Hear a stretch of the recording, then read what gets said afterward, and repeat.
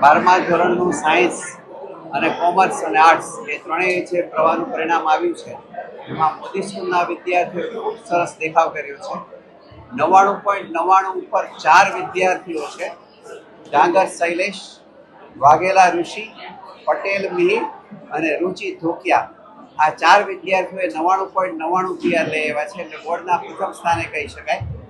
Board ટોપ 10માં સાયન્સમાં 26 અને કોમર્સમાં 11 વિદ્યાર્થીઓ છે. બોર્ડ ટોપ 10 અને A1 ગ્રેડ લાવવો 10મા કરતાં કોમર્સમાં અને સાયન્સમાં ખૂબ અઘરો પડે. તેમ છતાં પણ 67 વિદ્યાર્થીઓ 67 વિદ્યાર્થીઓ સાયન્સમાં A1 ગ્રેડ છે અને 101 પૂરા એ કોમર્સમાં A1 ગ્રેડ છે. 99+ PRમાં 131 વિદ્યાર્થીઓ વિજ્ઞાન પ્રવાહમાં અને આર્ટ્સ અને કોમર્સ થઈને 70 વિદ્યાર્થીઓ 99+ PRમાં છે. સબ્જેક્ટ ફર્સ્ટમાં કોમર્સ અને આર્ટ્સમાં 80 વિદ્યાર્થીઓ છે, જેને 100 આઉટ ઓફ 100 હોય. અને ખાસ કરીને એક આર્ટ્સના અંદરના એક વિદ્યાર્થી છે જે પણ બોર્ડ ટોપ 10માં છે, 99.91 હર્ષિલ કટારિયા કરીને. એમ આમ જોવા જઈએ તો વિજ્ઞાન પ્રવાહ હોય કે સામાન્ય પ્રવાહમાં પણ આર્ટ્સ અને કોમર્સ બંને, તો બધાની અંદર જે કાંઈ પરિણામ આવ્યું છે એમાં રાજકોટની જે કાંઈ ખ્યાતનામ સ્કૂલો કહી શકાય, જે બધાનું સરસ પરિણામ આવતું હોય એમાંની એક મોદી સ્કૂલ છે. રાજકોટ ડિસ્ટ્રિક્ટમાં અને જામનગર ડિસ્ટ્રિક્ટ એવી રીતના જો મોદી સ્કૂલનું વિચારીએ તો બધી જગ્યાએ જે કુલ વિદ્યાર્થીઓ કેટલા એના સેન્સની અંદર આપણા વિદ્યાર્થીઓ ખૂબ આગળ હોય છે, ખૂબ મોટી સંખ્યામાં આવે છે. આ બધા માટે વિદ્યાર્થીઓની તનતોડ મહેનત, વાલીઓનો ખૂબ સહકાર સરસ અને ટીચર્સની ખૂબ મહેનત જવાબદાર છે. અને જે વિદ્યાર્થીઓ જે છે ખાસ કરીને મોબાઈલથી દૂર રહ્યા છે અને સ્કૂલમાં રહીને રીડિંગ કર્યું છે એવા વિદ્યાર્થીઓનું વધારે સારું પરિણામ આવ્યું છે.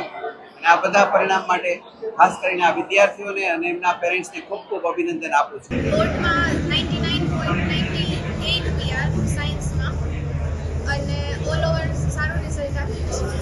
હું મોદી સ્કૂલમાં અભ્યાસ કરું છું અને બોર્ડમાં બહુ સારી મહેનત કરાવવામાં આવતી હતી અને બાકી સાયન્સ માટે સારી મહેનત કરાવી છે. શરૂઆતમાં તો દર સન્ડેના એક એક્ઝામ લેવામાં આવતી અને બાદમાં જ્યારે બોર્ડ પાસે આવ્યું ત્યારે પણ ઘણી બધી એક્ઝામ લેવાની, એટલે બોર્ડનો તો ડર જ નહોતો રહી ગયો.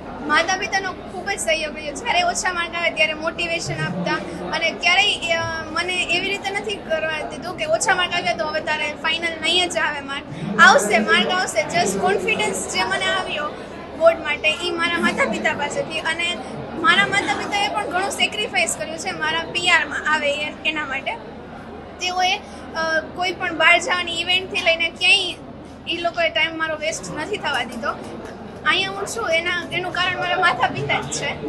મારા માતા પિતાને પ્રાઉડ ફીલ થાય એના માટે હું બહુ ખુશ છું આજે કે મેં એમનું નામ રોશન કર્યું.